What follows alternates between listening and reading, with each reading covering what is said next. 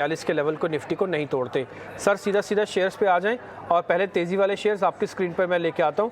पहले जरा तेज़ी वाले शेयर्स दिखाएं आज के फ्रेश लॉन्ग बिल्डअप।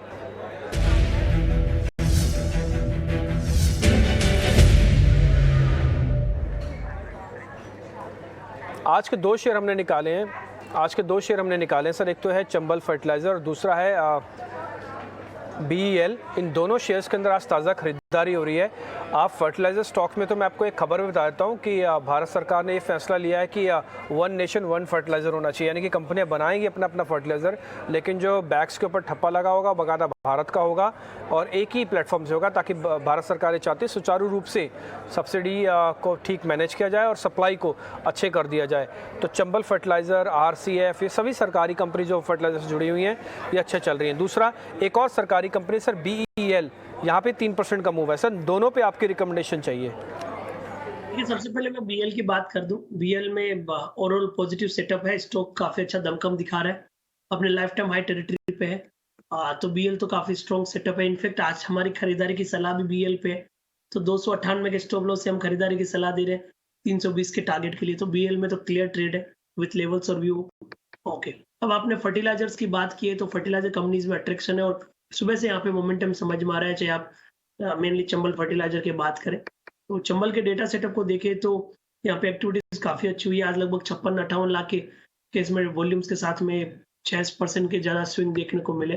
तो कंसर्न है चल ज्यादा गया, अदरवाइज तो काफी अट्रैक्टिव है। तो इसलिए यहाँ पे यही सलाह रहेगी, कोई भी मूव 243-45 के आसपास आता है तो लेना चाहिए।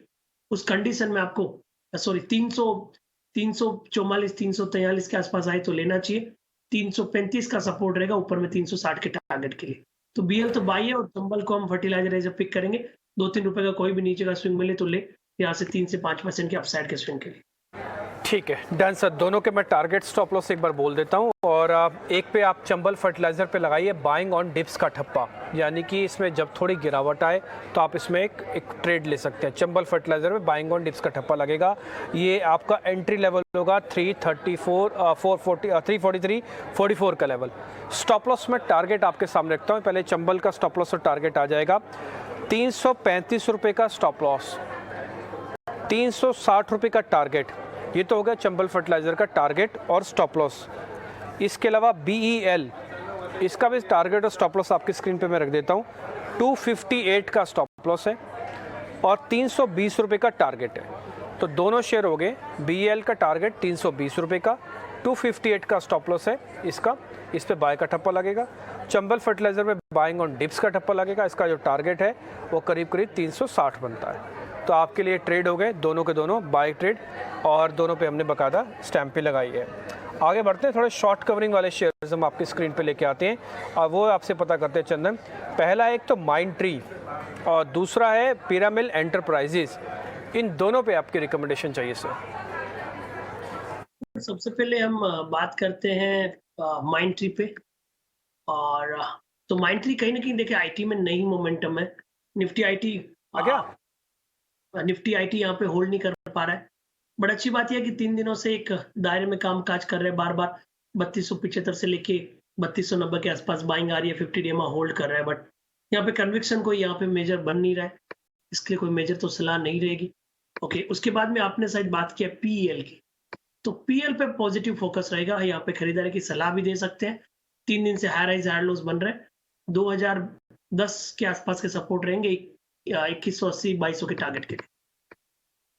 ठीक है, 2200 का टारगेट है। आपको ध्यान होगा ये शेयर हमने आपके सामने पहले भी रखा था और उस समय 1800 1750-1800 का रेट होगा करीब करीब पिरामिल एंटरप्राइजेस का। तो हमने कहा था कि इस सीरीज़ का one of the best share हो सकता है अगस्त सीरीज़ का। आप मानेंगे ये शेयर 2000 पहुंचा, 2000 के ऊपर कल की इसकी क्लोजिंग मिल गई और आज ये शेयर और चला है 40 रुपये बढ़कर।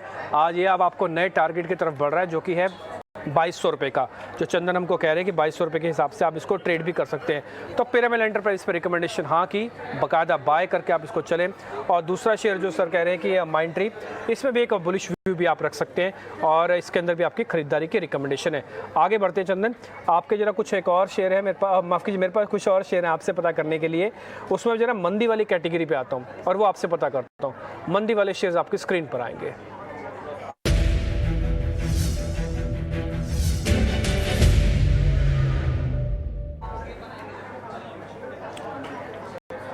आरबीएल बैंक ताबड़तोड़ तेज़ी के बाद अब ये थोड़ा शेयर थक गया है और ये चला 38%, और जिसमें लास्ट का हफ्ता इसके लिए सबसे ज़ोरदार था जिसमें 26% से ज़्यादा चला, लेकिन आज 4% की गिरावट इसके टोटल प्रॉफिट को थोड़ा कम कर रही है। मैं बोलूँगा कि शिफ्ट हुआ है जो लोग बाय कॉल लेके, तो थोड़ा उनका प्रॉफिट बुकिंग की गर्मी दिख रही होगी। दूसरा आइशर मोटर है सर, इन दोनों के अंदर एक्चुअली में प्रॉफिट बुकिंग हो रही है। दोनों स्टार परफॉर्मर हैं लास्ट सीरीज़ के, अगस्त सीरीज़ के, लेकिन सितंबर आते आते इनमें हो गया प्रॉफिट बुकिंग। सर ये प्रॉफिट बुकिंग सीवियर है क्या काफ़ी?